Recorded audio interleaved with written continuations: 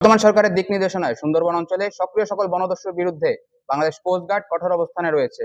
এর অংশ হিসেবে কোস্ট গার্ডের নেতৃত্বে operation restore piece in Sundarban এবং অপারেশন ম্যানগ্রোভ শিল্ড নামে দুটি বিশেষ অভিযান পরিচালিত হচ্ছে।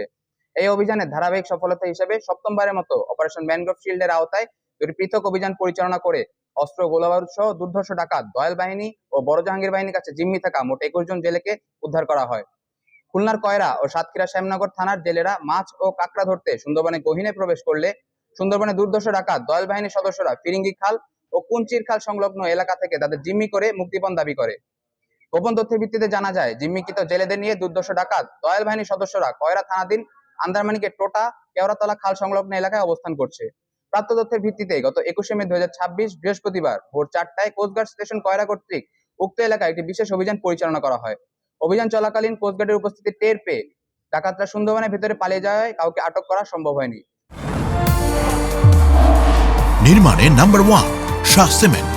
পরবর্তীতে উক্ত এলাকায় তল্লাশি চালিয়ে দুর্ধর্ষ ডাকাত দয়াল বাহিনীর কাছে জিম্মি থাকা 10 জন জেলেকে উদ্ধার করা হয়। অপরদিকে কোস্টগার্ড ও র্যাবের গোয়েন্দা তথ্যের ভিত্তিতে জানা যায়, সুন্দরবনে কুখ্যাত ডাকাত বড় জাহাঙ্গীর বাহিনীর সদস্যরা খুলনা দাকব থানাধীন সুন্দরবনের শিবসা নদীর বড় দুধমুখ খাল সংলগ্ন এলাকায় অবস্থান করছে। প্রাপ্ত তথ্যের ভিত্তিতে একই দিন বিকেল 5টায় কোস্টগার্ড বেজ মোংলা কর্তৃক উক্ত এলাকায় আরো একটি বিশেষ অভিযান পরিচালনা করা হয়।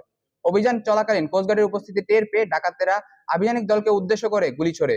অতঃপর আভিযানিক দল আত্মরক্ষা নিমিত্তে পাল্টা গুলি চালালে ডাকাতেরা বনের গহীনে পালিয়ে যায়। পরবর্তীতে উক্ত এলাকায় তল্লাশি চালিয়ে একটি একনালা বন্দুক, 5 রাউন্ড তাজা কার্তুজ, 1 রাউন্ড ফাঁকা কার্তুজ ও ডাকাতদের নিকট জিম্মি থাকা 11 জন জেলেকে নিরাপদে উদ্ধার করা হয়। জব্দকৃত অস্ত্র ও গোলাবারুদের পরবর্তী আইনানুগ ব্যবস্থা গ্রহণ এবং উদ্ধারকৃত জেলেদের পরিবারের নিকট হস্তান্তরের কার্যক্রম প্রক্রিয়াধীন রয়েছে। সুন্দরবনকে সম্পূর্ণরূপে দস্যুমুক্ত রাখতে ডাকাত ও তাদের সহায়তাকারীদের বিরুদ্ধে কোস্টগার্ড ভবিষ্যতেও এ ধরনের অভিযান অব্যাহত রাখবে।